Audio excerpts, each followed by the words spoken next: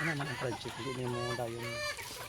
Hindi ka, ano na, posisib. Hindi ka passive. Ano mo, ano ito.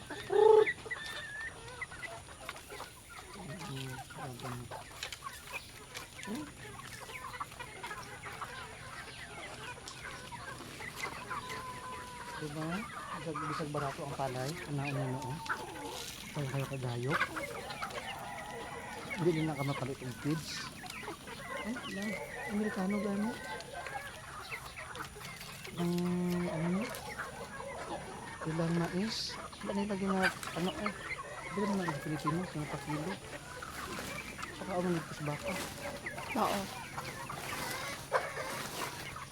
Ano na naman nanong tagpalay para ipakaon sa manok. Kaya pila naman ang palay kung paliton. 15 piso. Ang feeds. Yan ang feeds. Pila ang feeds kung 25. paliton. Ha? 30. Pag 30, 40? Oh. Eh, kana na lang. Diba? Dagkan kayo ng mga luto ng balag.